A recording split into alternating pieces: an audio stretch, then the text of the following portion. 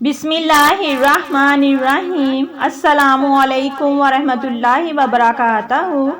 मेरे मौजूद सामाईन, आज की वीडियो है जो कोई रबीउल अव्वल के महीने में इन 5 कामों की घर में पाबंदी करता है, वो पूरे साल के लिए अपने घर से नहुस्तें खत्म कर देता है। ये बातें जानने के लिए वीडियो स्किप किए बगैर मुकम्मल देखें।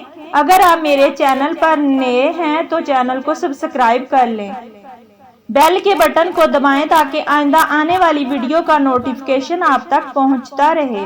रबीउल अव्वल से ये 5 चीजें अपने घर में जरूर रखना। अल्लाह तबारक ताला के फजलो करम से रबीउल अव्वल जैसे ही शुरू होगा, घर में बरकतों का नज़ूल होगा। रबीउल अव्वल का महीना अल्लाह तबारक ताला ने अपने रसूल सल्लल्लाहु अलैहि वसल्लम के लिए मंसूब किया। रबीउल अव्वल वही महीना है जिसमें अल्लाह तबारक ताला ने अपने महबूब को इस दुनिया में भेजा। इस महीने में जो इंसान ये 5 काम अपने घर में कायम रखता है, बरकतें और रहमतें इसके साथ साथ होती हैं। पहला काम मगरिब के वक्त अपने घर में चिराग को जलाना, क्योंकि वो रहमत का चिराग घर में पूरा साल रहमत लाता है। दूसरा अमल, घर को पूरा महीना पाक और साफ रखना और कोशिश करना कि मगरिब के वक्त कलवंजी और हरमल की धूनी देना। ये वो अमल है जो कि घर के अंदर की तमाम नहुस्तें खत्म कर देता है और रबीउल अव्वल के पहले हफ्ते में खसूसन कलवंजी और हरमल की धूनी देना पूरे साल के लिए मुबारक होता है।